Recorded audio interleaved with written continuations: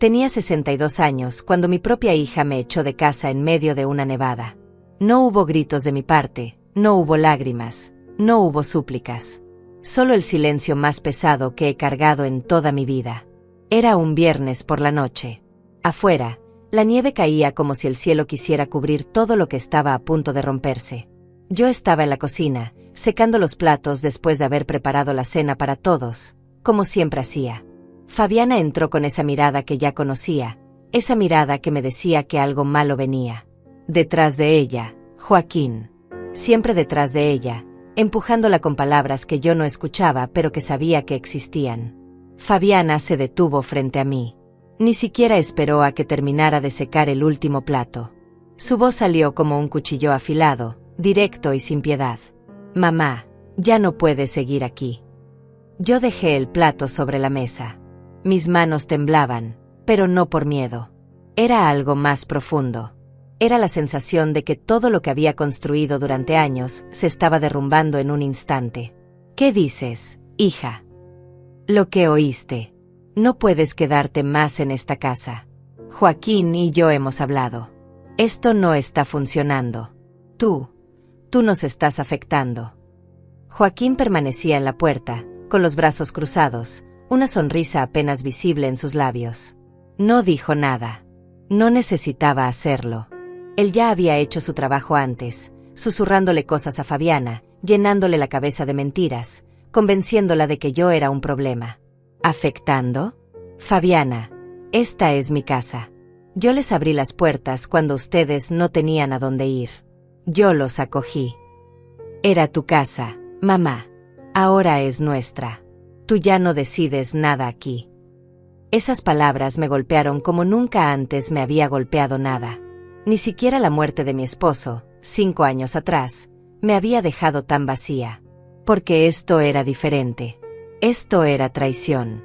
Y venía de la persona que yo había traído al mundo, que había criado, que había amado más que a mi propia vida. Fabiana, por favor, hablemos con calma. Si hay algo que te molesta, podemos arreglarlo. No hay nada que arreglar, mamá. Tú eres el problema. Siempre estás aquí, siempre opinando, siempre metiéndote en todo. No nos dejas vivir en paz. Yo nunca me he metido en nada que no me corresponda. Solo he tratado de ayudar. Ayudar, repitió Fabiana con desprecio.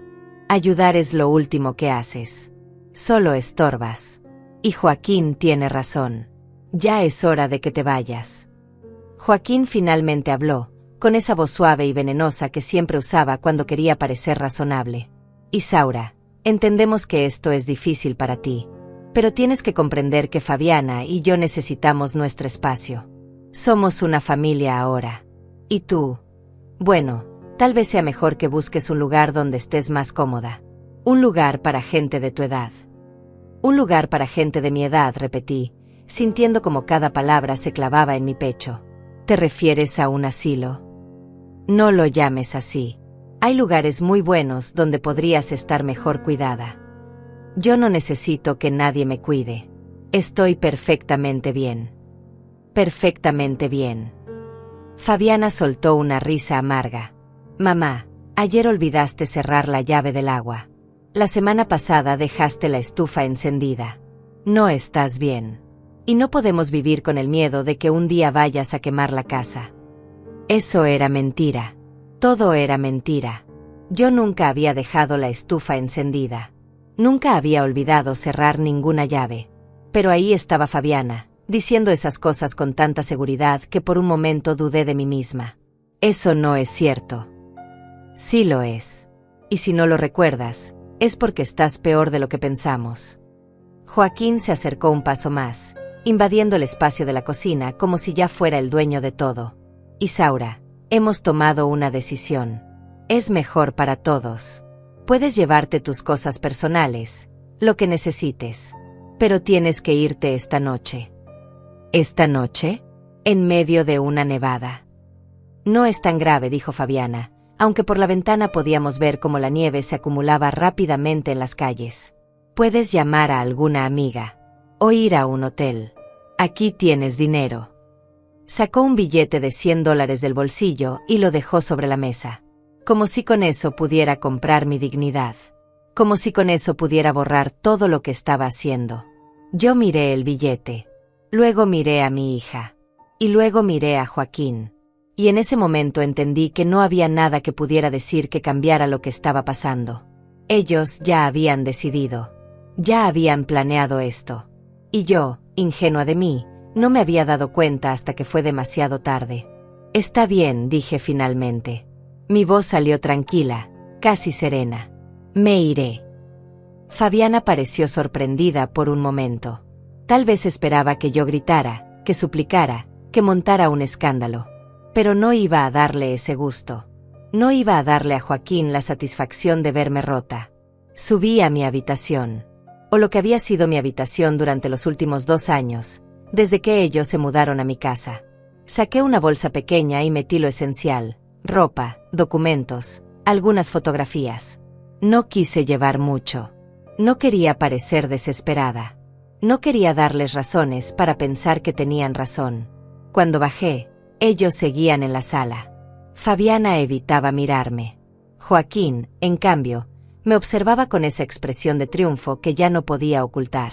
¿Tienes a dónde ir?, preguntó Fabiana, y por un segundo, solo por un segundo, creí escuchar un rastro de duda en su voz. Sí, mentí. No tenía idea de a dónde iría. Pero no iba a decirles eso. Tomé mi abrigo del perchero. Me puse las botas. Agarré la bolsa. Y caminé hacia la puerta. Afuera, el frío me golpeó como una pared sólida. La nieve caía con fuerza, cubriendo todo con un manto blanco que parecía querer enterrar cualquier rastro de lo que había sido mi vida hasta ese momento. No miré atrás. No dije adiós. Solo caminé, un pie delante del otro, dejando huellas en la nieve que pronto serían borradas, como si yo nunca hubiera estado ahí. Caminé durante 15 minutos bajo la nieve antes de darme cuenta de que mis pies ya no sentían nada. El frío se había metido dentro de mis botas, dentro de mi abrigo, dentro de mi pecho. Pero no me detuve. No podía detenerme. Porque si lo hacía, si me permitía pensar en lo que acababa de pasar, tal vez me quebraría ahí mismo, en medio de la calle vacía, y no estaba dispuesta a darles esa victoria. Las calles estaban desiertas. Era tarde y la nevada había obligado a todos a refugiarse en sus casas. Casas donde, supuse, las familias estaban reunidas, compartiendo la cena, riendo, siendo lo que se supone que una familia debe ser. Yo ya no tenía eso. Ya no tenía nada. Pasé frente a la casa de Clara Leiva. La luz de su sala estaba encendida. Clara era mi vecina desde hacía más de 20 años. Habíamos compartido cafés, conversaciones, silencios cómodos. Ella conocía mi historia. Conocía a Fabiana desde que era una niña. Conocía a Joaquín y nunca le había caído bien, aunque nunca me lo dijo directamente. Clara era de esas personas que ven las cosas que otros prefieren ignorar. Me detuve frente a su puerta. Mi mano tembló antes de tocar el timbre. Parte de mí quería seguir caminando, desaparecer en la nieve, no ser una carga para nadie más. Pero la otra parte, la parte que todavía quería vivir, presionó el botón. Clara abrió la puerta casi de inmediato. Sus ojos se agrandaron al verme ahí, cubierta de nieve, con una bolsa en la mano y probablemente con una expresión que no pude controlar. Isaura, Dios mío, ¿qué pasó? No respondí. No podía. Si abría la boca para explicar, todo lo que había estado conteniendo saldría de golpe y no estaba lista para eso. Clara no hizo más preguntas. Me tomó del brazo y me hizo entrar. El calor de su casa me envolvió como un abrazo que no sabía que necesitaba tanto. Me quitó el abrigo mojado, me hizo sentar en su sofá, desapareció por un momento y regresó con una manta gruesa y una taza de té caliente. Toma, bebe esto. Obedecí. El té me quemó la garganta, pero era un dolor distinto, uno que me recordaba que todavía estaba viva. Clara se sentó frente a mí. No dijo nada. Solo esperó. Y eso fue exactamente lo que necesitaba. No necesitaba palabras de consuelo vacías. No necesitaba que alguien me dijera que todo estaría bien. Necesitaba ese silencio que Clara sabía ofrecer mejor que nadie. Pasaron varios minutos antes de que finalmente pudiera hablar. Me echaron. Clara asintió lentamente, como si ya lo hubiera sospechado. Fabiana y Joaquín. ¿Por qué? Porque según ellos, yo soy un problema. Porque según ellos, estoy perdiendo la cabeza. Porque según ellos, esa casa ya no es mía. Pero es tu casa, Isaura. Esa casa está a tu nombre. Tú la compraste con tu esposo hace 30 años. Lo sé, pero ellos dicen que ahora es de ellos. Que yo ya no decido nada. Clara apretó los labios. Pude ver la rabia contenida en sus ojos. Eso no tiene ningún sentido legal. Ellos no pueden echarte de tu propia casa. Pueden cuando tu propia hija te mira a los ojos y te dice que ya no te quiere ahí. Mi voz se quebró al final de la frase. Clara se levantó y se sentó a mi lado, tomando mi mano entre las suyas. Isaura, escúchame bien. Lo que te hicieron no está bien. No es normal. Y no es tu culpa. Tal vez sí lo es. Tal vez debí haber puesto límites antes. Tal vez no debí dejar que se quedaran tanto tiempo. Tú los ayudaste cuando lo necesitaban. Eso no te convierte en culpable de nada. Recordé el día en que Fabiana y Joaquín llegaron a mi puerta, hace 2 años. Joaquín había perdido su trabajo. Estaban a punto de perder su apartamento. Fabiana me llamó llorando, pidiéndome ayuda. Y yo, como siempre, abrí mi puerta sin pensarlo 2 veces. Les dije que se quedaran el tiempo que necesitaran. Que mi casa era su casa. ¡Qué ironía! Mi casa se convirtió en su casa de verdad. Y yo quedé afuera. Al principio todo estaba bien, dije, más para mí misma que para Clara. Los primeros meses fueron buenos. Fabiana me ayudaba con las compras. Joaquín arreglaba cosas en la casa. Compartíamos las cenas. Era casi como tener una familia de nuevo. ¿Cuándo cambió? No lo sé exactamente. Fue gradual. Pequeñas cosas. Joaquín empezó a hacer comentarios sobre cómo yo cocinaba, sobre cómo organizaba la casa. Fabiana dejó de preguntarme mi opinión sobre las cosas. Empezaron a tratarme como si yo fuera una invitada en mi propia casa. Luego, como si fuera una empleada. Y finalmente, como si fuera un problema que necesitaba ser resuelto. Y nunca dijiste nada. Intenté. Una vez le mencioné a Fabiana que me sentía excluida. Ella se enojó. Me dijo que yo era demasiado sensible, que siempre estaba buscando problemas donde no los había. Joaquín me acusó de querer controlarlos. Después de eso, decidí quedarme callada. Pensé que si me hacía pequeña, si no molestaba, las cosas mejorarían. Pero no mejoraron. No, empeoraron. Joaquín empezó a hablar de renovar la casa. Decía que necesitaba modernizarse. Un día trajo a un arquitecto sin avisarme. Otra vez, cambió la cerradura de la puerta principal y olvidó darme una copia. Tuve que pedírsela 3 veces. Clara negó con la cabeza, incrédula. Y Fabiana permitió todo eso. Fabiana cambió. O tal vez siempre fue así y yo no quise verlo. Joaquín tiene una forma de hablar, de convencer. Él le llenó la cabeza con ideas. Le hizo creer que yo era un obstáculo para su felicidad. ¿Alguna vez te amenazaron antes de hoy? No directamente. Pero las indirectas estaban ahí. Joaquín mencionaba asilos. Decía que conocía lugares muy buenos para personas mayores. Fabiana empezó a decir que yo estaba olvidadiza, que me estaba poniendo difícil. Cosas que no eran ciertas. ¿Cómo qué? Como lo de hoy. Dijeron que dejé la estufa encendida, que olvidé cerrar el agua. Mentiras. Todo mentiras. Pero las repitieron tantas veces que yo misma empecé a dudar. Clara se levantó y caminó hacia la ventana. Afuera, la nieve seguía cayendo. Las calles estaban completamente blancas. Isaura, ¿tienes documentos que prueben que la casa es tuya? Sí. Las escrituras están en una caja de seguridad en el banco. También tengo copias en mi habitación. O tenía. No sé si Joaquín ya las encontró.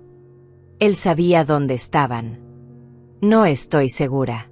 Yo las guardaba en el cajón de mi cómoda, debajo de algunas cosas. Clara se giró hacia mí con una expresión seria. Isaura, necesito que me escuches. Lo que ellos hicieron hoy es ilegal. No pueden echarte de tu propia propiedad. Y si están inventando historias sobre tu salud mental, Eso es aún más grave. ¿Qué quieres decir? Quiero decir que tal vez esto no es solo crueldad. Tal vez hay algo más detrás. Un escalofrío me recorrió la espalda, y no era por el frío de la nieve. ¿Crees que quieren quedarse con la casa? ¿Tú qué crees? No respondí, porque en el fondo, en ese lugar donde había estado guardando todas mis sospechas y miedos, yo ya lo sabía. Joaquín nunca había hecho nada sin una razón. Y esa razón siempre tenía que ver con dinero o con poder. Clara volvió a sentarse a mi lado. Quédate aquí esta noche. Mañana pensaremos con claridad. Pero Isaura, prométeme algo. ¿Qué? Prométeme que no vas a dejar que se salgan con la suya. Prométeme que vas a pelear por lo que es tuyo. La miré a los ojos. Clara era fuerte, siempre lo había sido. Había criado a 3 hijos sola después de que su esposo muriera. Había levantado un negocio desde cero. Había sobrevivido a cosas que hubieran roto a personas más débiles. Y en ese momento, yo necesitaba ser como ella. Te lo prometo, dije. Y por primera vez en toda la noche, sentí algo además de dolor. Sentí rabia.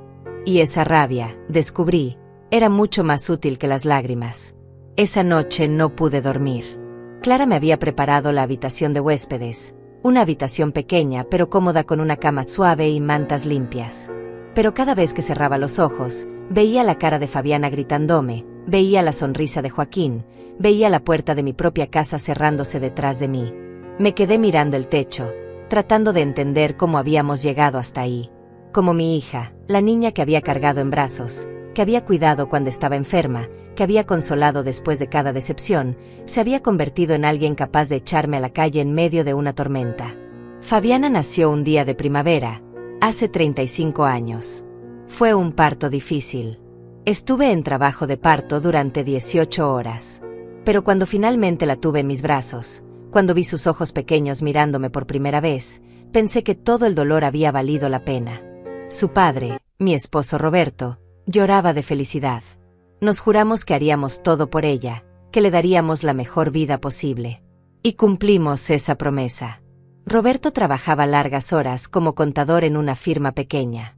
Yo trabajaba medio tiempo en una escuela, como secretaria.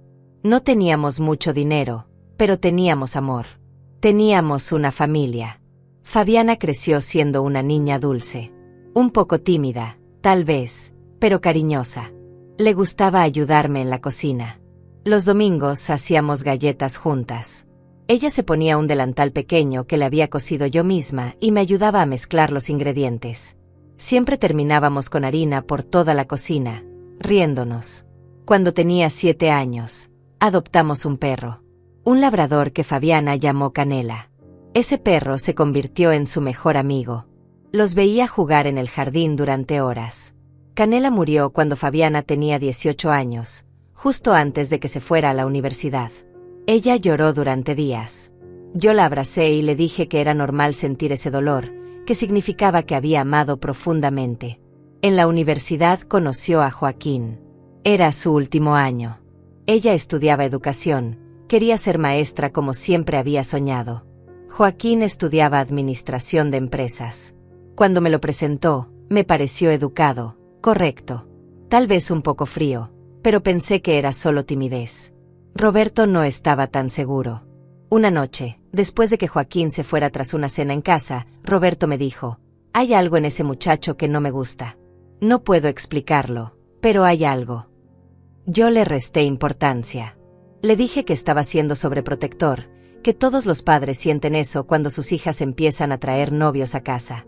Roberto no insistió, pero ahora, años después, me pregunto si él vio algo que yo no quise ver. Se casaron 2 años después. Fue una boda pequeña, íntima. Roberto y yo pagamos todo. Usamos los ahorros que habíamos estado guardando para nuestro retiro. No nos importó. Era nuestra única hija. Queríamos que tuviera el día perfecto. En la recepción, Fabiana bailó conmigo. Me dijo al oído: «Gracias por todo, mamá. Por darme la mejor vida. Por enseñarme a ser fuerte. Te amo». Yo lloré. Fueron lágrimas de felicidad, de orgullo. Pensé que había hecho bien mi trabajo como madre. Pensé que Fabiana sería feliz. Los primeros años de su matrimonio parecían buenos. Joaquín consiguió un trabajo en una empresa de marketing. Fabiana empezó a trabajar en una escuela primaria. Nos visitaban los domingos. Compartíamos almuerzos. Todo parecía normal. Pero lentamente, empecé a notar cambios. Fabiana dejó de llamarme con tanta frecuencia. Cuando la llamaba yo, sus respuestas eran breves, apresuradas. Siempre tenía prisa, siempre tenía algo más importante que hacer. Una vez le pregunté si todo estaba bien. Me dijo que sí, que solo estaba ocupada, que Joaquín tenía muchos proyectos, que ella estaba ayudándolo. Le pregunté por su trabajo como maestra. Me dijo que había renunciado, que Joaquín ganaba suficiente para los dos, que él prefería que ella estuviera en casa. Eso me sorprendió. Fabiana amaba enseñar. Hablaba con tanta pasión sobre sus estudiantes, sobre lo gratificante que era ver a los niños aprender. No entendía por qué habría renunciado a eso. ¿Tú querías renunciar?, le pregunté. Fue una decisión mutua, respondió. Pero había algo en su voz que no me convenció. Luego Roberto se enfermó. Cáncer de páncreas. Nos dieron 6 meses. Vivió 8. 8 meses de dolor, de tratamientos, de esperanza que se desvanecía poco a poco. Fabiana vino al hospital algunas veces, pero no tanto como yo esperaba. Siempre tenía excusas. Joaquín necesitaba esto, Joaquín necesitaba aquello. Una vez, Roberto estaba especialmente mal. Le pedí que viniera. Me dijo que lo intentaría. Nunca llegó. Cuando Roberto murió, Fabiana estuvo en el funeral. Lloró. Me abrazó. Me dijo que lamentaba no haber estado más presente. Le dije que lo entendía, aunque no era verdad. Después del funeral, Joaquín se me acercó. Me puso una mano en el hombro y me dijo: Isaura, si necesitas algo, cualquier cosa, cuenta con nosotros. Pensé que era un gesto amable. Ahora me doy cuenta de que estaba evaluando mi situación, calculando. Los 2 años siguientes fueron los más solitarios de mi vida. La casa se sentía demasiado grande, demasiado vacía. Cada rincón tenía un recuerdo de Roberto. Su taza favorita seguía en el armario. Su silla seguía en la sala. A veces me sentaba en ella solo para sentir que él todavía estaba ahí de alguna forma. Fabiana me visitaba ocasionalmente. Siempre con Joaquín. Nunca sola. Empecé a notar que era Joaquín quien dirigía las conversaciones. Fabiana apenas hablaba. Cuando lo hacía, miraba a Joaquín primero, como pidiendo permiso. Un día me llamó llorando. Joaquín había perdido su trabajo. La empresa había cerrado. Estaban atrasados en el alquiler de su apartamento. No sabían qué hacer. No lo pensé 2 veces. Les dije que vinieran a vivir conmigo. Les dije que podían quedarse el tiempo que necesitaran hasta que Joaquín encontrara trabajo. ¿Estás segura, mamá?, preguntó Fabiana. Por supuesto. Eres mi hija. Esta es tu casa también. Llegaron una semana después con 4 maletas y muchas cajas. Joaquín me agradeció efusivamente. Me dijo que no sabía qué habrían hecho sin mí. Me dijo que era la mejor suegra del mundo. Los primeros meses fueron agradables. Cocinaba para los 3. Cenábamos juntos. Veíamos películas en la sala. Fabiana parecía más relajada, más como la hija que yo recordaba. Joaquín era atento, ayudaba con las compras, sacaba la basura. Pero después de 6 meses, Joaquín todavía no había encontrado trabajo. O al menos eso decía. Pasaba la mayor parte del día en la computadora, supuestamente enviando currículums, supuestamente en entrevistas por video. Pero yo nunca lo veía realmente trabajar. Empezó a hacer cambios en la casa. Pequeños al principio. Movió algunos muebles. Dijo que así había más espacio. Trajo un televisor nuevo para la sala. Dijo que el viejo era muy antiguo. Yo no dije nada. Después de todo, ellos vivían ahí también. Luego los cambios fueron mayores. Joaquín quería pintar la sala. Quería cambiar el piso de la cocina. Quería poner una cerca nueva en el jardín. Cada vez que yo preguntaba quién pagaría por esas cosas, él decía: no te preocupes por eso, Isaura. Yo me encargo. Pero nunca vi facturas. Nunca vi presupuestos. Y empecé a notar que las cosas se hacían sin consultarme. Un día llegué de hacer las compras y encontré a unos trabajadores instalando ventanas nuevas. Nadie me había dicho nada. Joaquín, ¿qué está pasando? Sorpresa, dijo con una sonrisa. Las ventanas viejas tenían corrientes de aire. Estas son mucho mejores. Pero no me preguntaste. No quería molestarte con esos detalles. Fabiana estaba ahí, pero no dijo nada. Solo miraba el piso. Esa noche, traté de hablar con ella a solas. Le pregunté si todo estaba bien. Me dijo que sí. Le dije que sentía que las cosas estaban cambiando demasiado rápido. Me dijo que solo estaban tratando de mejorar la casa, que yo debería estar agradecida. Agradecida. Esa palabra me dolió más de lo que imaginé. Los meses siguientes fueron una lenta erosión de mi propia existencia dentro de mi casa. Cada día traía una nueva humillación pequeña, un nuevo recordatorio de que ya no era bienvenida en el lugar donde había vivido durante 30 años. Empezó con las comidas. Yo siempre había sido quien cocinaba. Era algo que disfrutaba, una forma de cuidar a mi familia. Pero Joaquín comenzó a hacer comentarios. Que la sopa estaba muy salada. Que el pollo estaba muy seco. Que él prefería otro tipo de sazón. Joaquín, si no te gusta como cocino, puedes hacerlo tú mismo, le dije una vez, tratando de mantener la calma. No es que no me guste, Isaura. Solo digo que podrías mejorar. A tu edad, supongo que ya no tienes el mismo sentido del gusto. A mi edad. Como si tener 60 años me hubiera vuelto inútil de repente. Fabiana no decía nada. Se quedaba ahí, comiendo en silencio, evitando mi mirada. Después fueron los horarios. Yo tenía mis rutinas. Me levantaba temprano, preparaba café, veía las noticias. Pero Joaquín decidió que necesitaba el silencio por las mañanas para trabajar. ¿Trabajar en qué? Nunca quedó claro, porque seguía sin tener empleo. ¿Podrías mantener el volumen bajo?, me decía cada mañana. Necesito concentrarme. Bajaba el volumen. Luego me pidió que no pusiera la televisión en absoluto. Luego me pidió que no hiciera café porque el olor lo distraía. Terminé levantándome aún más temprano, haciendo todo en silencio, tratando de ser invisible en mi propia casa. Un día preparé mi desayuno y me senté en la mesa de la cocina. Joaquín entró y me miró con molestia. Isaura, ¿podrías desayunar en tu habitación? Fabiana y yo necesitamos hablar de algo privado. Esta es la cocina común. Yo también tengo derecho a estar aquí. Nadie está diciendo que no tengas derecho. Solo te estoy pidiendo un poco de privacidad. Es mucho pedir. Me levanté y subí a mi habitación con el plato en la mano. Esa fue la primera vez que comí sola, encerrada, como si fuera una niña castigada. Las reuniones sociales fueron otro golpe. Joaquín empezó a invitar a sus amigos a la casa. No me avisaba con anticipación. Yo bajaba y encontraba la sala llena de desconocidos. Al principio trataba de ser amable, de ofrecer algo de beber, de ser una buena anfitriona. Pero Joaquín me detuvo una vez frente a todos. Isaura, no hace falta que te molestes. Ya nos encargamos de todo. Sus amigos me miraron con incomodidad. Yo me sentí como una intrusa en mi propia sala.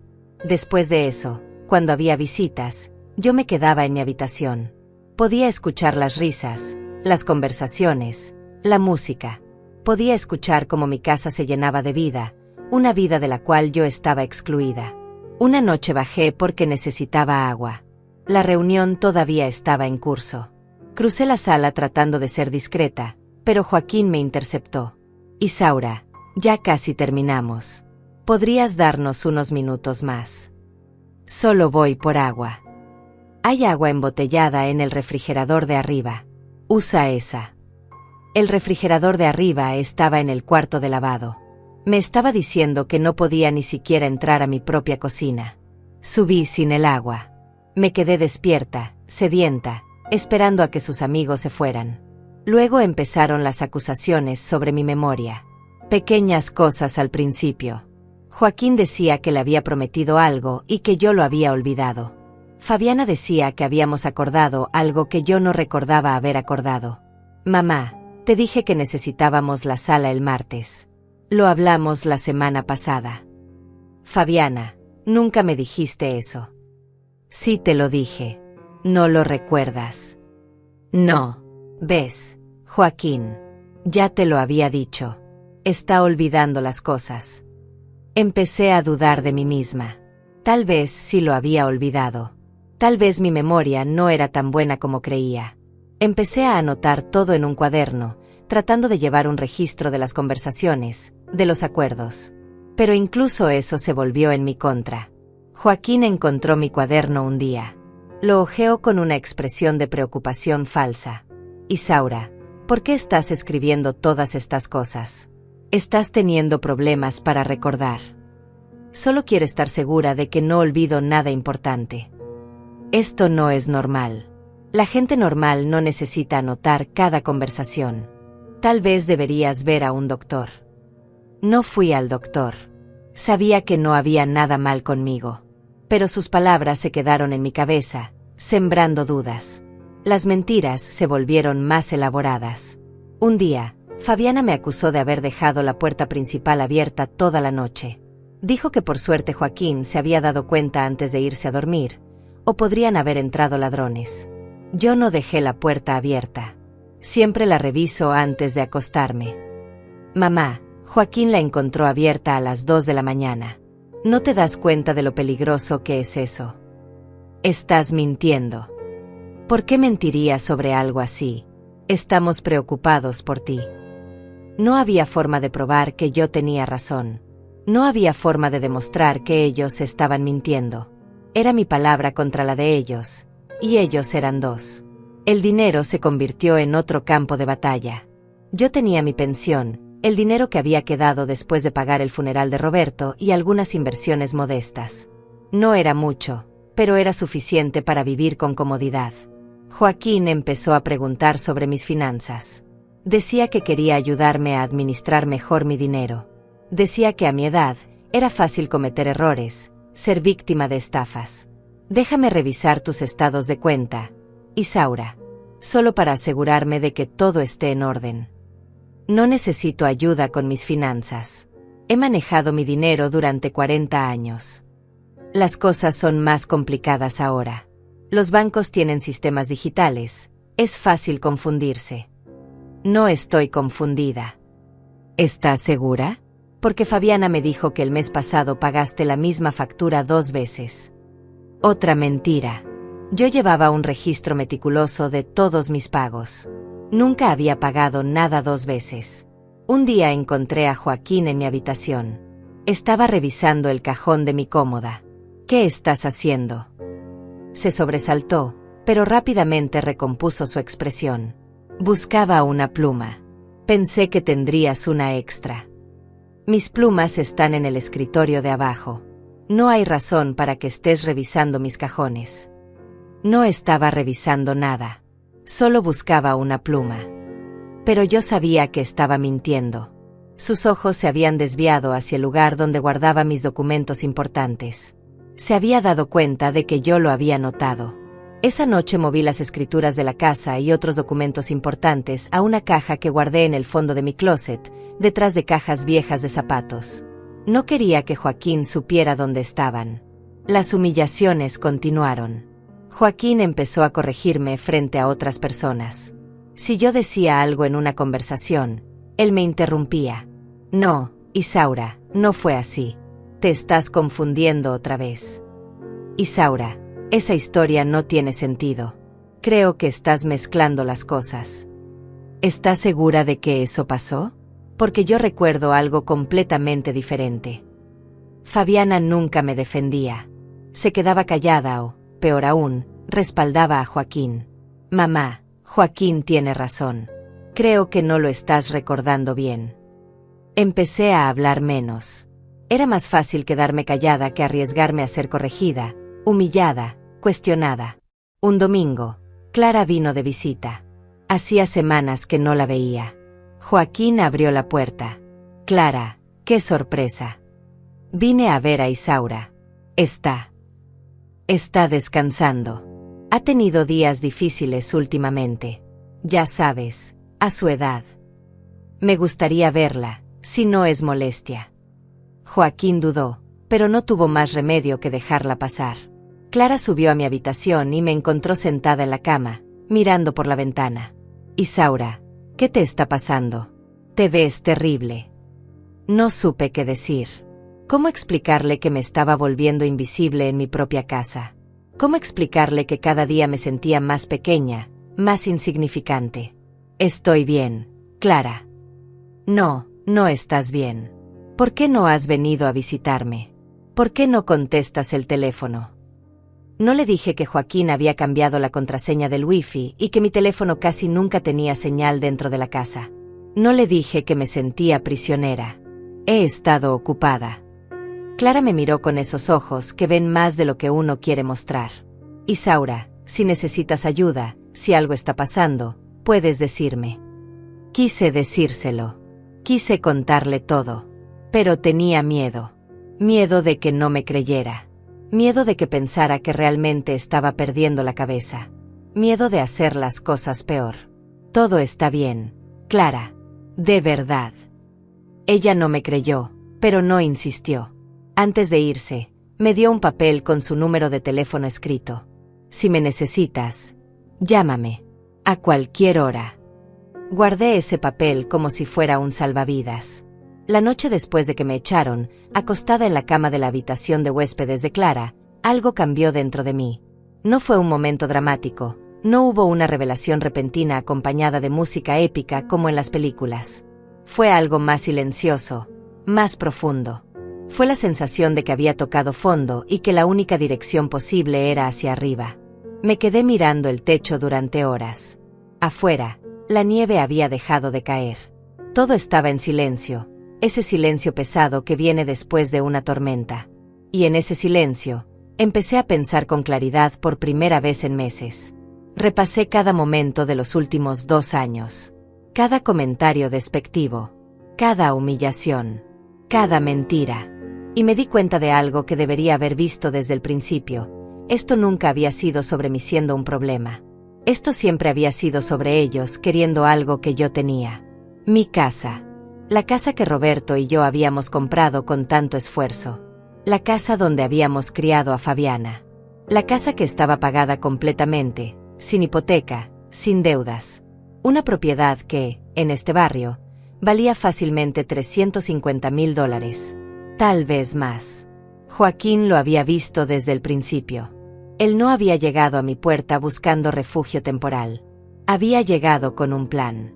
Y ese plan incluía quedarse con todo. Las piezas empezaron a encajar. Las renovaciones que él hacía sin mi permiso no eran para mejorar la casa por bondad. Eran para sentirse dueño. Para crear la ilusión de que era su casa, no la mía. Los comentarios sobre mi memoria, sobre mi edad, sobre mi incapacidad para cuidarme sola, no eran preocupación genuina. Eran parte de una estrategia para pintarme como incompetente. Y lo más doloroso de todo, Fabiana lo había permitido. Peor aún, había participado activamente. Me levanté de la cama cuando el reloj marcaba las 5 de la mañana. Clara todavía dormía. Bajé a la cocina y me preparé un café. Me senté junto a la ventana y vi cómo el sol empezaba a salir, iluminando las calles cubiertas de nieve. Y ahí, en esa cocina que no era mía, bebiendo café en silencio, tomé una decisión. No iba a llorar más. No iba a sentir pena por mí misma. No iba a permitir que Joaquín y Fabiana se salieran con la suya. Esa casa era mía. Legal, moral y emocionalmente mía. Y la iba a recuperar. Pero no iba a hacerlo gritando, no iba a hacerlo con escándalos ni confrontaciones emocionales. Iba a hacerlo de la forma correcta. Con pruebas. Con hechos. Con la ley de mi lado. Cuando Clara bajó a eso de las 7, me encontró sentada en la mesa con una libreta y una pluma, escribiendo. ¿Dormiste algo?, me preguntó. Un poco. Suficiente. ¿Qué estás haciendo? Haciendo una lista de todo lo que necesito hacer. Clara se sirvió café y se sentó frente a mí. Miró mi libreta. Había escrito nombres, fechas, eventos. Todo lo que recordaba de los últimos 2 años. Isaura, ¿estás segura de que quieres hacer esto? Porque una vez que empieces, no hay vuelta atrás. Nunca he estado más segura de algo en mi vida. Va a doler. Fabiana es tu hija. Fabiana dejó de ser mi hija anoche cuando me echó a la calle. O tal vez dejó de serlo mucho antes y yo no quise verlo. Clara asintió lentamente. Entonces te voy a ayudar. Pero necesitamos ser inteligentes. Joaquín no es tonto. Lo sé. Por eso no vamos a confrontarlos directamente. Vamos a dejar que ellos mismos se expongan. Pasamos toda la mañana planeando. Clara me hizo preguntas sobre la casa, sobre los documentos, sobre cualquier conversación que pudiera ser relevante. Yo respondí todo lo mejor que pude, tratando de recordar cada detalle. ¿Alguna vez firmaste algo que Joaquín te pidió?, me preguntó Clara. No creo. Él me pedía que firmara cosas a veces, pero yo siempre leía todo antes. Y nunca firmé nada relacionado con la casa. ¿Estás completamente segura? Lo pensé. Recordé una vez, hace unos 6 meses, cuando Joaquín me había traído unos papeles. Dijo que eran para renovar mi seguro de salud. Yo los había revisado rápidamente. Parecían legítimos. Firmé. Espera. Hubo una vez unos papeles sobre un seguro de salud. Clara se puso tensa. ¿Los leíste? Sí. O al menos pensé que lo había hecho. Eran como 5 páginas. Las hojeé. Todo parecía normal. ¿Tienes una copia? No. Joaquín dijo que me daría una copia después, pero nunca lo hizo. Cuando le pregunté, dijo que estaba en proceso. Isaura, necesitamos averiguar qué firmaste. Porque si Joaquín es tan calculador como creo, esos papeles no eran sobre un seguro. Un escalofrío me recorrió la espalda. ¿Crees que podría haber sido algo sobre la casa? No lo sé, pero necesitamos averiguarlo. Clara tomó su teléfono y marcó un número. ¿A quién llamas? A mi sobrino. Arturo. Es abogado. Trabaja en casos de bienes raíces y derecho familiar. Si alguien puede ayudarnos, es él. Arturo Vallejo llegó a casa de Clara 2 horas después. Era un hombre de unos 55 años, de cabello gris y expresión seria pero amable. Clara le explicó la situación mientras yo permanecía sentada, sintiendo una mezcla de vergüenza y determinación. Señora Telés, dijo Arturo después de escuchar todo, antes que nada, quiero que sepa que lo que le hicieron anoche es completamente ilegal. Nadie puede echarlo de su propia propiedad sin un proceso legal formal. El hecho de que lo hayan hecho en medio de una tormenta hace las cosas aún peores. ¿Puedo volver a mi casa? Legalmente, sí. Es su casa. Pero hay una pregunta más importante. ¿Quiere volver ahora, o quiere asegurarse de que cuando vuelva, sea de forma definitiva y sin que ellos puedan volver a hacer algo así? Lo pensé.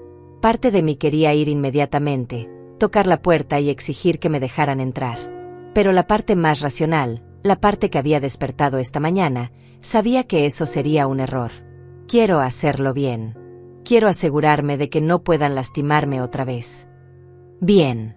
Entonces vamos a necesitar hacer varias cosas. Primero, necesito ver las escrituras de la propiedad. Las tiene. Están guardadas en mi habitación, en una caja en el fondo de mi closet. Cree que su yerno sabe dónde están. No estoy segura. Espero que no. Segundo, necesito que me cuente sobre esos papeles que firmó. Todo lo que recuerde. Le conté todo. La fecha aproximada, lo que Joaquín había dicho, cómo lucían los papeles. Arturo tomó notas detalladamente. Voy a necesitar investigar eso. Si esos papeles eran algo relacionado con la propiedad, necesitamos saberlo inmediatamente. Cualquier documento relacionado con bienes raíces debe estar registrado. Puedo revisar los registros públicos. ¿Cuánto tiempo tomará eso? Puedo tener respuestas para mañana. Y mientras tanto, usted se queda aquí, en un lugar seguro. No contacta a su hija ni a su yerno. No responde sus llamadas. Nada. ¿Y si ellos me buscan? Déjelos. Cada intento de contacto, cada mensaje, cada llamada, todo eso puede ser usado como evidencia si es necesario. Clara intervino. Arturo, ¿qué pasa si Joaquín intenta hacer algo con la casa? ¿Venderla o transferir la propiedad?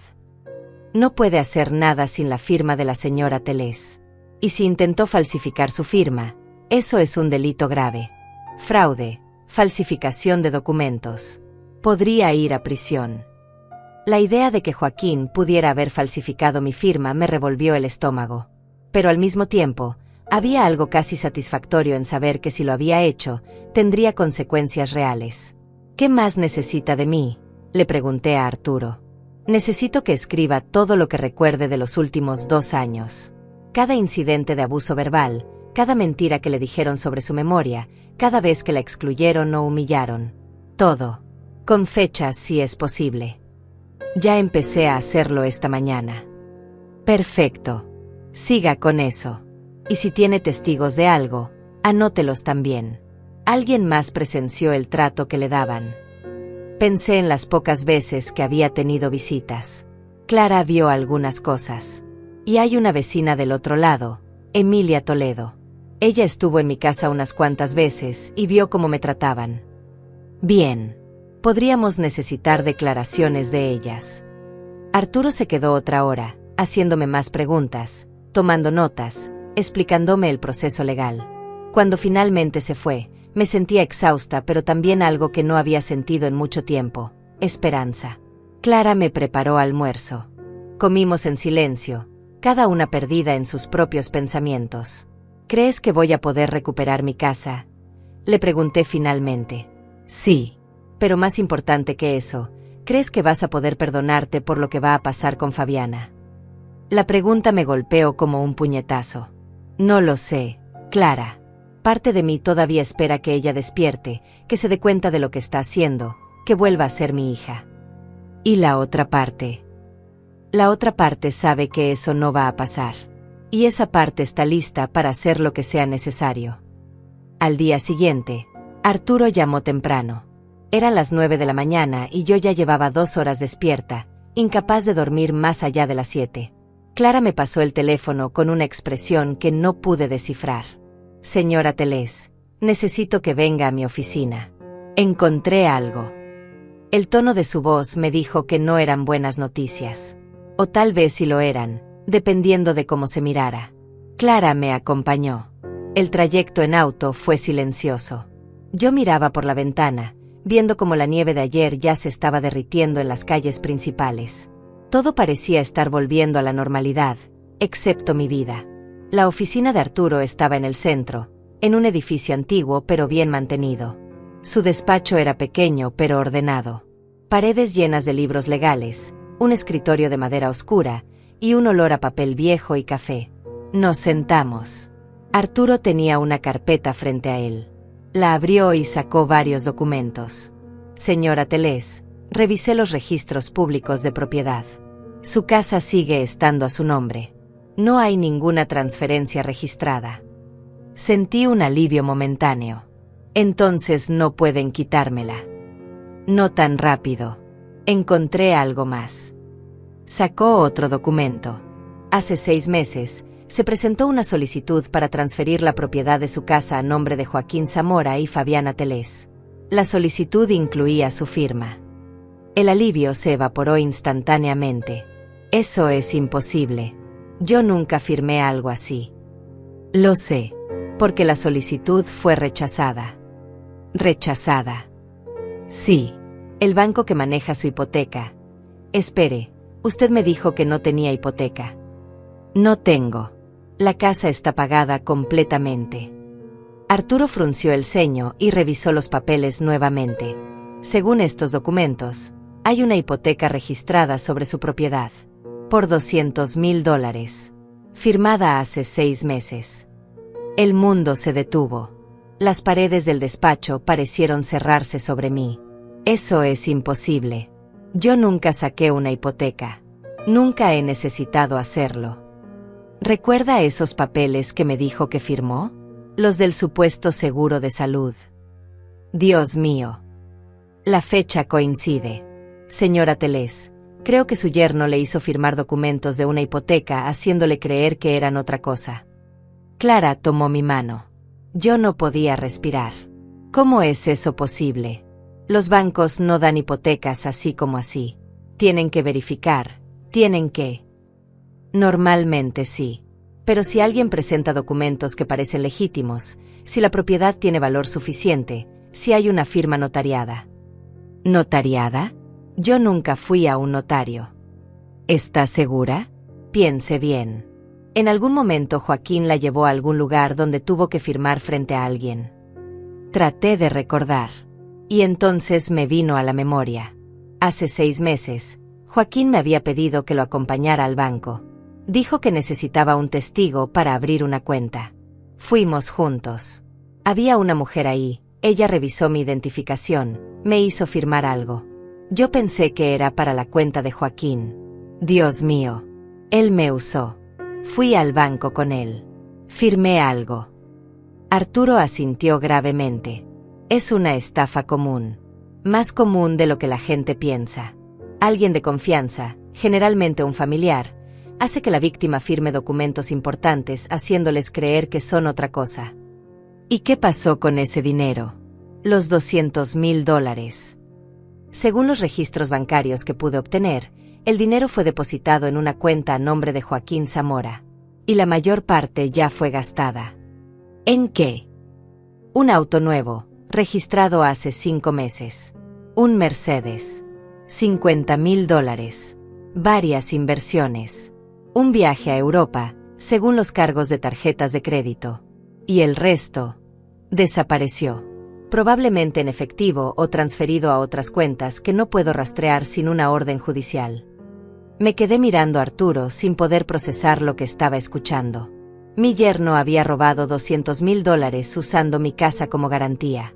Y yo había firmado los papeles sin saberlo. ¿Y la transferencia de propiedad que mencionaste? ¿Por qué fue rechazada? Porque para transferir una propiedad con hipoteca activa, se necesita el permiso del banco. Y cuando Joaquín intentó hacer la transferencia, el banco se negó porque usted todavía tenía pagos pendientes en la hipoteca que él sacó a su nombre. Espera, ¿pagos pendientes? ¿Quién se supone que debe pagar esa hipoteca? Usted. Está a su nombre. Y según los registros, no se ha hecho ni un solo pago. Pero yo no sabía que existía. ¿Cómo iba a pagar algo que no sabía que debía? Exactamente. Y es ahí donde Joaquín cometió su error. Porque ahora el banco está buscándola a usted por pagos atrasados. Ha habido notificaciones enviadas a su domicilio. Nunca vi ninguna notificación. Porque probablemente Joaquín las interceptó. Pero no puede interceptarlas para siempre. Eventualmente, el banco iniciará un proceso de ejecución hipotecaria si los pagos no se realizan. Clara, que había estado escuchando en silencio, finalmente habló. Entonces, déjame ver si entendí bien. Joaquín engañó a Isaura para que firmara una hipoteca sobre su propia casa. Se quedó con el dinero. Intentó transferir la propiedad a su nombre para quedarse con la casa. El banco lo rechazó. Y ahora la casa está en riesgo de ser ejecutada porque Joaquín no ha pagado nada. Exactamente. ¿Y qué podemos hacer? Arturo se reclinó en su silla. Bueno, tenemos varias opciones. La primera y más importante es presentar una denuncia por fraude. Esto es un delito grave. Falsificación de documentos, obtención fraudulenta de un préstamo, malversación de fondos. ¿Joaquín podría ir a la cárcel?, pregunté. Sí, definitivamente. Este tipo de fraude contra personas mayores es tomado muy en serio. Podría enfrentar varios años de prisión. ¿Y Fabiana? Ella sabía lo que estaba pasando. Eso es más complicado. Tendríamos que probar que ella participó activamente en el fraude. Si solo estaba al tanto pero no firmó nada, es más difícil. Ella me echó de mi casa. Me acusó de estar loca. Me humilló. Eso no cuenta. Emocionalmente, sí. Legalmente, es más complicado. Pero si podemos probar que ella conspiraba con Joaquín, que sabía del fraude y ayudó a ocultarlo, entonces sí podríamos incluirla en los cargos.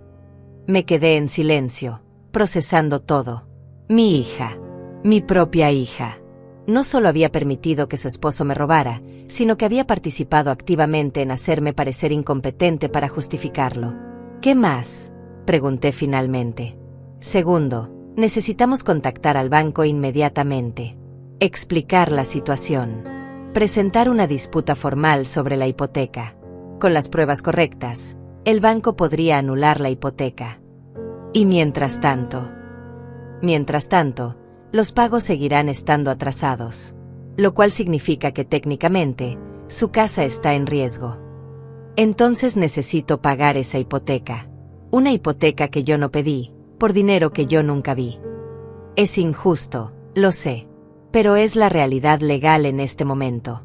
Una vez que probemos el fraude, podría recuperar ese dinero de Joaquín. Pero eso toma tiempo. Y mientras tanto, la casa necesita estar protegida. ¿Cuánto es el pago mensual? Arturo revisó los documentos. $2,200 al mes. Hice cálculos mentales rápidos. Mi pensión era de $1,800 mensuales. No era suficiente. No puedo pagar eso. No con lo que tengo. ¿Tiene ahorros? Algo. Unos $30,000 en el banco. Son para emergencias, para mi vejez. Esta es una emergencia, señora Teles. Y si no protege su casa ahora, no habrá vejez tranquila. Tenía razón. Y lo odiaba. Clara intervino nuevamente. Arturo, ¿cuántos pagos atrasados hay? 6 meses. $13,200 en total, más intereses y penalizaciones. Probablemente unos $15,000 en total. $15,000. La mitad de mis ahorros. Dinero que yo había guardado cuidadosamente durante años. Dinero que se iría en pagar una deuda que yo no había creado. ¿Y si no puedo pagar? Entonces el banco procederá con la ejecución hipotecaria. Venderán su casa en subasta. Y usted perderá todo. ¿Y Joaquín? Joaquín no perderá nada. Él ya se quedó con el dinero. La deuda está a su nombre, no al de él. Era la estafa perfecta. Joaquín obtenía el dinero, yo obtenía la deuda, y si yo no podía pagarla, perdía mi casa. Y él probablemente planeaba estar ahí para comprarla en la subasta por una fracción de su valor. ¿Cuánto tiempo tengo para decidir? No mucho. El banco ya está en las etapas iniciales del proceso de ejecución. Si no hacemos algo en las próximas 2 semanas, será demasiado tarde. Miré a Clara. Ella me miró de vuelta con esos ojos que decían todo lo que no podía decir con palabras. Esto era la guerra. Y en la guerra, a veces hay que sacrificar algo para ganar. Está bien, dije finalmente. Pagaré lo que debo. Protegeré mi casa. Y luego, voy a destruir a Joaquín. Arturo sonrió apenas, una sonrisa que no llegó a sus ojos. Esa es la actitud correcta. Ahora, hablemos de la denuncia penal. Los siguientes 3 días fueron un torbellino de papeles, llamadas telefónicas y visitas a diferentes oficinas. Arturo me acompañó a cada paso. Primero fuimos al banco donde Joaquín había sacado la hipoteca fraudulenta. La gerente, una mujer de unos 40 años llamada Ángela Vallejo, nos recibió en su oficina privada. Arturo presentó toda la documentación, las escrituras originales de mi casa, mis identificaciones, y sobre todo, la evidencia de que yo nunca había solicitado conscientemente esa hipoteca. Señora Teles, entiendo su situación, dijo Ángela después de revisar todo. Pero debe comprender que desde la perspectiva del banco, usted firmó los documentos. Hay una firma notariada. Todo parecía estar en orden. Me engañaron. Mi yerno me hizo creer que estaba firmando otra cosa. Lo entiendo. Y si eso es verdad, entonces es un asunto criminal. Pero hasta que haya una resolución legal, la deuda existe. Y está a su nombre. ¿Y qué se supone que debo hacer? Ángela suspiró. No era una mala persona. Podía ver en sus ojos que sentía empatía por mí. Pero también tenía un trabajo que hacer. Tiene 2 opciones. Una, paga los atrasos y continúa pagando mensualmente mientras se resuelve el caso legal. 2, dejamos que el proceso de ejecución hipotecaria continúe. Si ella paga, intervino Arturo, el banco estará dispuesto a cooperar con la investigación criminal. Por supuesto. Si hubo fraude, queremos saberlo tanto como ustedes. Nadie quiere ser cómplice de un delito. Tienen grabaciones de cuando la señora Teles estuvo aquí hace 6 meses. Revisaré. Las cámaras de seguridad guardan imágenes por 1 año. Si vino en esa fecha, debería haber registro. Eso era algo. Una prueba visual de que Joaquín me había traído aquí bajo falsos pretextos. Salimos del banco 1 hora después. Yo había firmado un acuerdo para pagar los $15,000 de atrasos en un solo pago, más un compromiso de seguir pagando mensualmente. Me dolió físicamente firmar ese cheque. Ver cómo mis ahorros se evaporaban por culpa de alguien más. Es temporal, me dijo Arturo mientras caminábamos de regreso al auto. Una vez que ganemos el caso, Joaquín tendrá que devolver todo. Con intereses. ¿Y si no tiene el dinero? Entonces irá a la cárcel y su salario será embargado hasta que pague cada centavo. La siguiente parada fue la oficina del fiscal. Arturo había preparado toda la denuncia formal. Fraude hipotecario, falsificación de documentos, abuso financiero contra una persona mayor. Los cargos eran graves. El fiscal asignado al caso era un hombre joven, tal vez 35 años, llamado Oscar Leiva. Escuchó toda mi historia sin interrumpir, tomando notas ocasionalmente. Señora Teles, estos casos son complicados, dijo finalmente. Vamos a necesitar pruebas sólidas. La firma en los documentos es suya, eso no podemos negarlo. Necesitamos probar que usted no sabía lo que estaba firmando. Tengo a la gerente del banco que va a revisar las grabaciones de seguridad. Eso ayuda. ¿Algo más? ¿Testigos de cómo la trataban en casa? Evidencia de que ellos la estaban manipulando. Tengo vecinos que vieron cosas. Y tengo esto. Saqué mi cuaderno, ese donde había estado anotando todo. Cada incidente de los últimos meses. Con fechas. Oscar hojeó el cuaderno. Sus cejas se levantaron mientras leía. Esto es bueno. Muy bueno. Muestra un patrón de abuso psicológico. Muestra que ellos estaban tratando de hacerla parecer incompetente. ¿Es suficiente para arrestar a Joaquín? Todavía no. Pero es suficiente para iniciar una investigación formal. Voy a necesitar hablar con esos vecinos. Y voy a necesitar que usted venga a hacer una declaración oficial completa. ¿Cuánto tiempo tomará todo esto? Si todo va bien, podríamos tener suficiente para una orden de arresto en 2 semanas. Tal vez 3. 2 o 3 semanas. Se sentía como una eternidad. Cuando salimos de la oficina del fiscal, ya era tarde. Clara me había estado esperando en su auto. Me vio salir y supo por mi cara que había sido un día largo. ¿Cómo te sientes?, me preguntó mientras conducía de regreso a su casa. Como si hubiera envejecido 10 años en 3 días. Lo estás haciendo bien, Isaura. Sé que es difícil, pero lo estás haciendo bien. Llegamos a su casa justo cuando el sol se estaba poniendo. Había un auto estacionado frente a mi casa, 2 puertas más abajo. Un auto que reconocí inmediatamente. El Mercedes nuevo de Joaquín. El que había comprado con mi dinero. Clara, detente. ¿Qué pasa?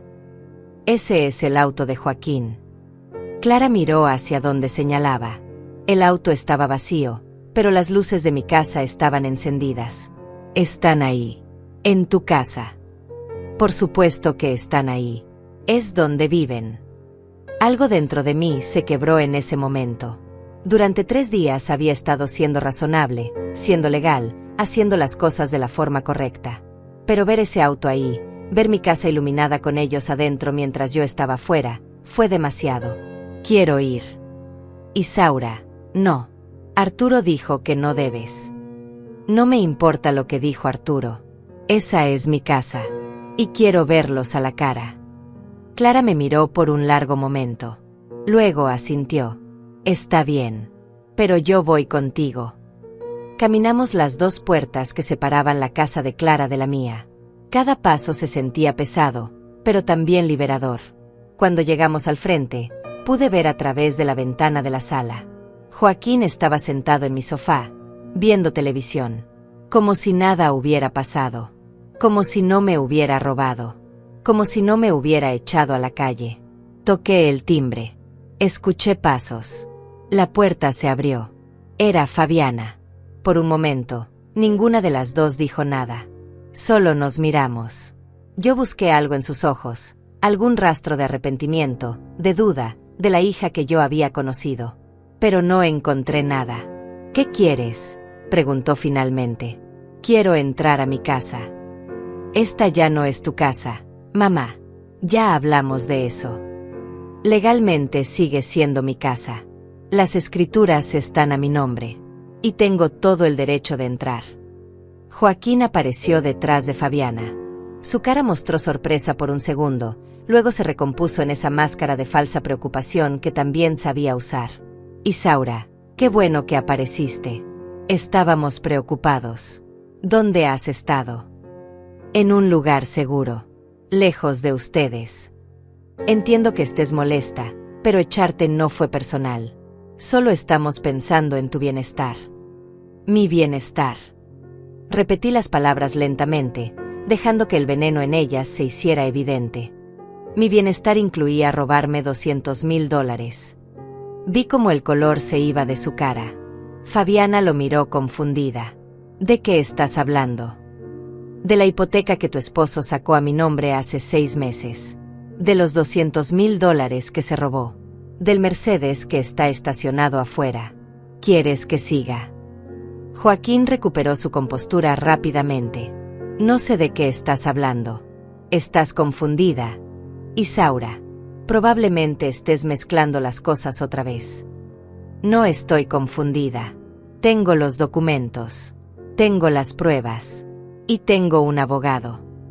Ahora Joaquín sí se veía preocupado. ¿Un abogado? Isaura, no hay necesidad de involucrar abogados. Somos familia. Ya no somos familia. La familia no roba. La familia no miente. La familia no echa a su madre a la calle en medio de una tormenta.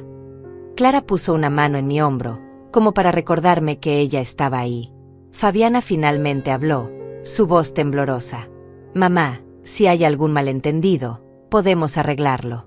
Pero no necesitas abogados. Por favor. No hay malentendido, Fabiana. Tu esposo cometió fraude. Y tú lo ayudaste al echarme y hacerme parecer incompetente. Ambos van a pagar por lo que hicieron. Joaquín dio un paso adelante, su máscara finalmente cayendo. Nos estás amenazando. No es una amenaza. Es un hecho. Ya presenté la denuncia. La policía va a venir. Y cuando lo hagan, espero que tengas un buen abogado. Me di vuelta para irme. No había caminado ni 3 pasos cuando escuché la voz de Joaquín detrás de mí. Isaura, espera. Me detuve pero no me di vuelta. Si haces esto, vas a destruir a tu propia hija. ¿Es eso lo que quieres? Ahora sí me volteé. Lo miré directamente a los ojos. Yo no voy a destruir nada, Joaquín. Tú ya lo hiciste. Yo solo voy a asegurarme de que enfrentes las consecuencias. Fabiana salió detrás de él, con lágrimas en los ojos. Mamá, por favor, piensa en lo que estás haciendo. He pensado en poco más durante los últimos 3 días. Y mi decisión está tomada. Pero si Joaquín va a la cárcel, nosotros, no tenemos nada. Perderíamos todo. Deberías haber pensado en eso antes. Me alejé con Clara a mi lado. Detrás de mí, escuché como Fabiana empezaba a sollozar. Parte de mí quiso voltear, consolarla como había hecho 1000 veces cuando era niña. Pero esa parte era pequeña ahora, silenciada por todo lo que había pasado. Los siguientes días fueron una espera tensa. Arturo me mantenía informada de cada desarrollo. El banco había encontrado las grabaciones de seguridad. Se veía claramente cómo Joaquín me guiaba, como yo firmaba sin realmente leer lo que estaba frente a mí, como el empleado del banco apenas verificaba mi identificación. Es oro puro, me dijo Arturo por teléfono. Esta grabación muestra que tú no tenías idea de lo que estabas firmando. Los vecinos también dieron sus declaraciones. Emilia Toledo, la vecina del otro lado, le contó al fiscal cómo me había visto gradualmente desaparecer de la vida normal. Como antes solía salir a caminar todas las mañanas y de repente dejé de hacerlo. como escuchó a Joaquín gritándome una vez cuando pensaba que nadie lo oía. Clara también dio su declaración. Habló sobre la noche que llegué a su puerta en medio de la tormenta, sobre cómo me vio cambiar durante los 2 años que Joaquín y Fabiana vivieron conmigo. El fiscal Oscar Leiva me llamó el 7º día. Señora Telés, tenemos suficiente. Vamos a proceder con la orden de arresto contra Joaquín Zamora. Mañana por la mañana. Sentí una mezcla de alivio y terror. Esto era real. Estaba realmente sucediendo. Y Fabiana. Por ahora, solo Joaquín. No tenemos pruebas suficientes de que ella participó directamente en el fraude. Pero si encontramos algo más, podría enfrentar cargos de complicidad. Esa noche no pude dormir. Me quedé despierta en la habitación de huéspedes de Clara, mirando el techo, pensando en cómo mi vida había llegado a este punto. Mañana, la policía arrestaría a mi yerno. Mañana, todo cambiaría. A las 8 de la mañana siguiente, mi teléfono sonó. Era un número que no reconocía. Dudé, pero contesté. Mamá. Era Fabiana. Su voz sonaba destruida. ¿Qué quieres? Acaban de llevarse a Joaquín. La policía vino. Lo esposaron frente a los vecinos. Mamá, ¿qué hiciste? Hice lo que tenía que hacer. Él va a ir a la cárcel. Me dijeron que podría ser por años. Bien. ¿Bien? ¿Cómo puedes decir eso? Mamá, soy tu hija. Y él es un criminal. Y tú lo ayudaste. Escuché cómo sollozaba al otro lado de la línea. Yo no sabía que había sacado una hipoteca. Lo juro. Él me dijo que estaba ahorrando dinero, que tenía un plan para nosotros. No sabía que te había robado. ¿Y cuando me echaron? Eso también fue sin que lo supieras. Silencio. Joaquín dijo que era lo mejor. Dijo que necesitábamos la casa para nosotros, que tú estarías mejor en otro lugar. Y tú le creíste, sin cuestionarlo, sin pensar en mí ni por un segundo. Tenía miedo, mamá. Joaquín puede ser difícil cuando no hago lo que él quiere. Esas palabras me golpearon. ¿Había estado Fabiana atrapada también? ¿O solo estaba buscando excusas? Fabiana, si Joaquín te estaba controlando, si te estaba manipulando, hay ayuda. Puedes salir de eso. Es demasiado tarde. Todo está destruido. No tengo dinero, no tengo trabajo, y ahora no tengo esposo. Tenías una madre, pero la perdiste cuando decidiste echarla a la calle. Mamá, por favor. Necesito ayuda. No tengo a dónde ir. Ahí estaba. La razón real de su llamada. No era remordimiento. Era necesidad. Deberías haber pensado en eso antes. ¿Vas a dejarme en la calle? ¿Cómo dices que yo te dejé a ti? Yo no te estoy dejando en la calle, Fabiana.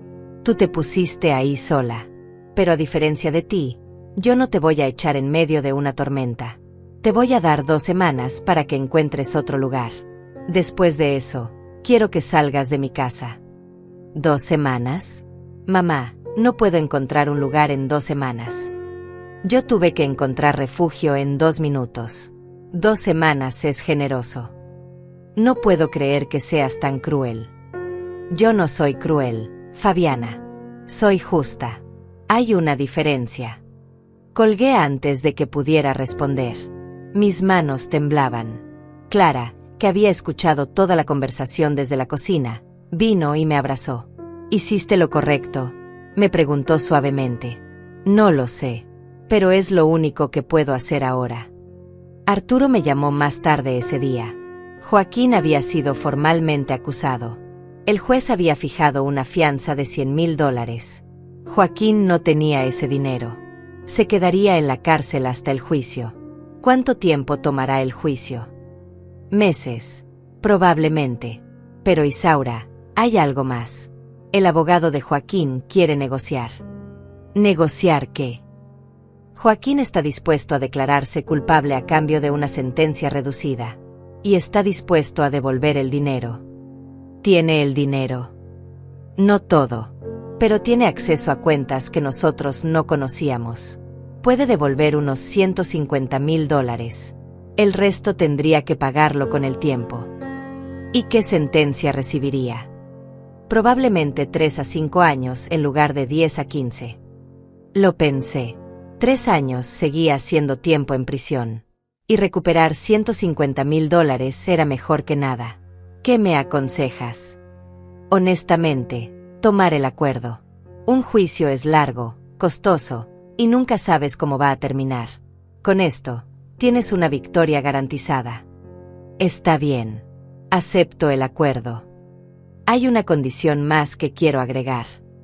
¿Cuál? Joaquín tiene que renunciar a cualquier reclamo sobre tu propiedad. Por escrito. Legalmente vinculante. Y Fabiana también. Lo arreglaré.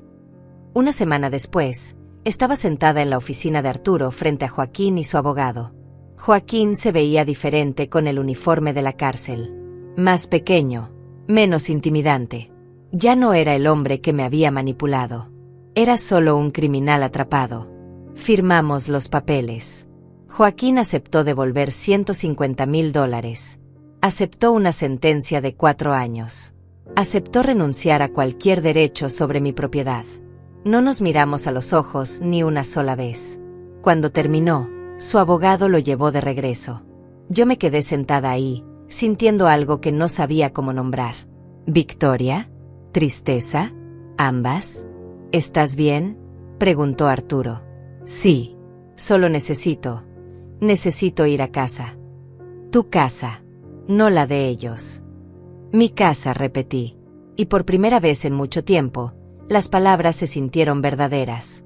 Al día siguiente, con Arturo y Clara acompañándome, fui a mi casa. Toqué el timbre. Fabiana abrió. Se veía terrible. Ojos hinchados, pelo sin peinar, ropa arrugada. Vengo por mis cosas, le dije. Y a darte el aviso formal de desalojo. Arturo le entregó los papeles. Tiene 10 días para desocupar la propiedad. Después de eso, procederemos legalmente. Fabiana tomó los papeles con manos temblorosas. Mamá, yo. No, la interrumpí. No hay nada más que decir. Subí a lo que había sido mi habitación. Joaquín y Fabiana la habían convertido en su oficina. Mis cosas estaban guardadas en cajas en el closet, como si ya hubieran decidido que yo no volvería. Pero estaba de vuelta. Y esta vez, para quedarme. 10 días después, volví a mi casa. Esta vez, para quedarme. Fabiana se había ido 2 días antes del plazo. No se despidió. Una mañana simplemente ya no estaba. Dejó las llaves sobre la mesa de la cocina y desapareció. Más tarde me enteré por Emilia, la vecina, que se había mudado a un apartamento pequeño al otro lado de la ciudad. Que había conseguido trabajo en una tienda. Que estaba sola. Parte de mí sintió pena. Pero era una parte cada vez más pequeña. Clara me ayudó a mudarme de regreso. No tenía mucho que traer, solo la bolsa que había empacado aquella noche nevada y algunas cosas que había ido recuperando. Cuando entré, la casa se sentía diferente. Vacía de una forma que no era solo física. Joaquín y Fabiana se habían llevado algunas cosas. El televisor nuevo. Algunos muebles que habían comprado. Pero lo esencial seguía ahí. Mi sofá. Las fotografías de Roberto. La mesa donde habíamos cenado como familia durante tantos años.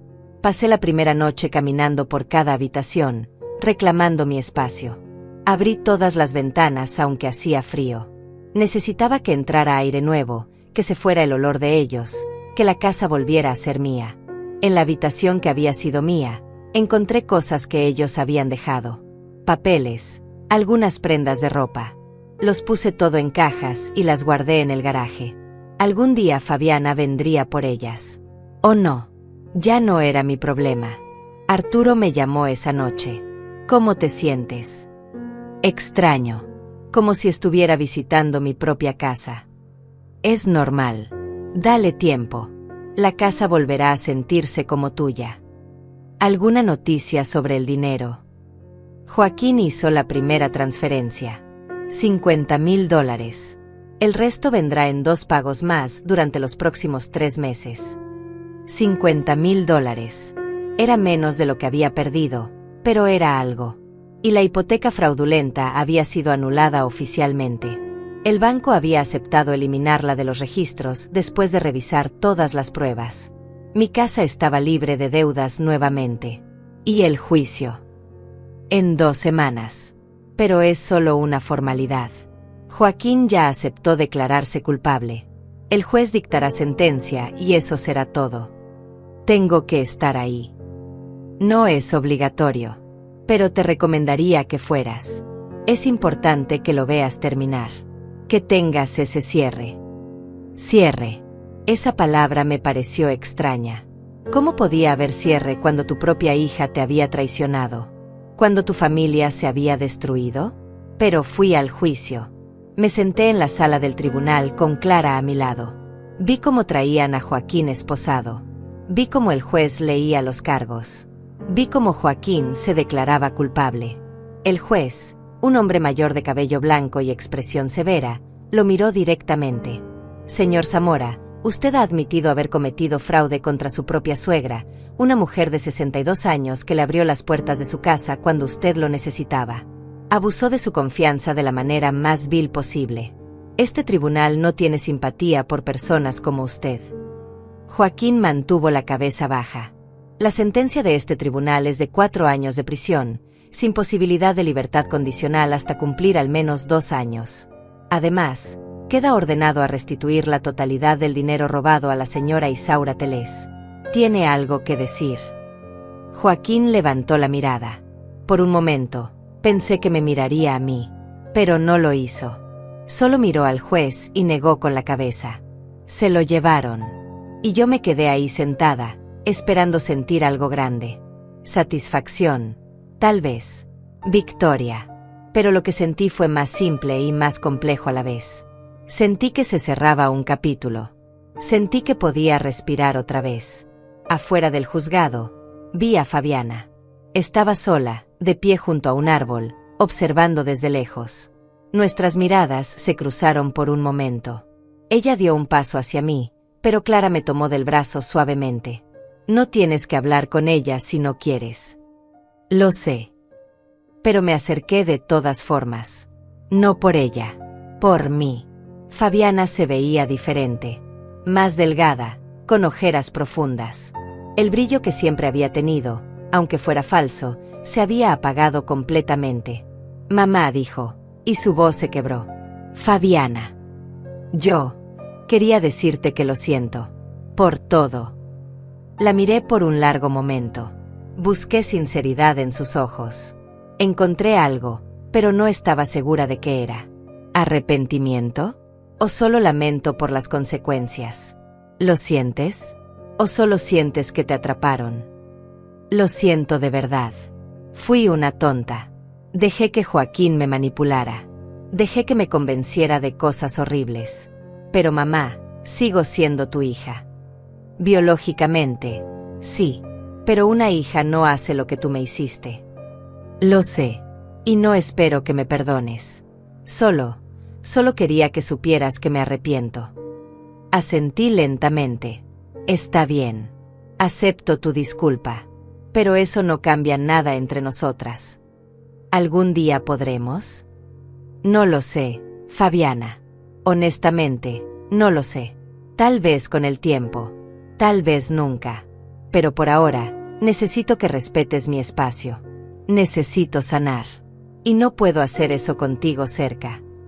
Las lágrimas corrieron por su cara. Te extraño, mamá. Yo también extraño a mi hija. Pero la hija que extraño ya no existe. Tal vez nunca existió. Me di vuelta y me alejé. No miré atrás. Esta vez, no había duda. No había culpa. Solo claridad. Los meses siguientes fueron de reconstrucción. Pinté las paredes de mi casa. Cambié los muebles que Joaquín había traído por otros que yo elegí. Invité a Clara a cenar todas las semanas. Volví a salir a caminar por las mañanas.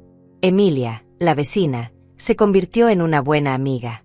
A veces venía a tomar café y compartíamos historias. Ella me contó sobre su propio divorcio difícil años atrás, sobre cómo había tenido que reconstruir su vida desde cero. Lo lograste, me dijo un día. Recuperaste tu vida. Sí, respondí, pero no es la misma vida que tenía antes. No, es mejor, porque ahora sabes de lo que eres capaz. Tenía razón. Antes de todo esto, yo era Isaura, la madre abnegada, la viuda que vivía de recuerdos. Ahora era Isaura, la mujer que había enfrentado traición y había salido más fuerte. Joaquín cumplió 2 años en prisión antes de salir en libertad condicional.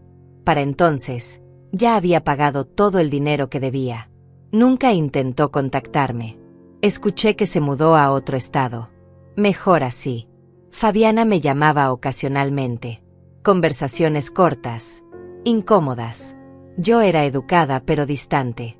Ella me contaba sobre su trabajo, sobre su vida.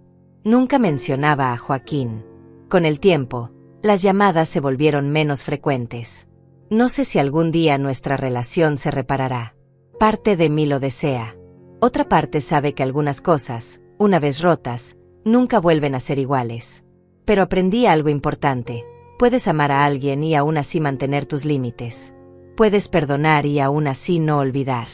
Puedes ser amable y aún así ser fuerte. Hoy, 5 años después, estoy sentada en mi jardín.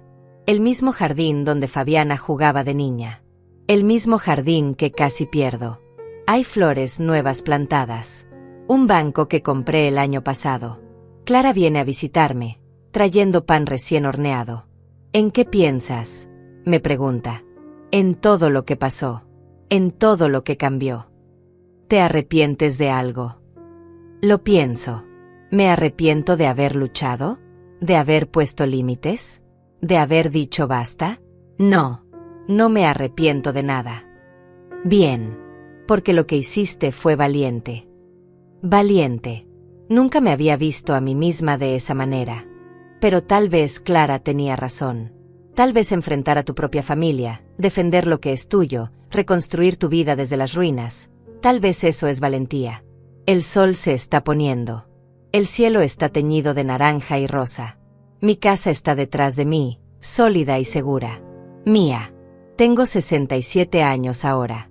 He vivido muchas cosas. He perdido mucho. Pero también he ganado algo invaluable. Mi dignidad. Mi paz.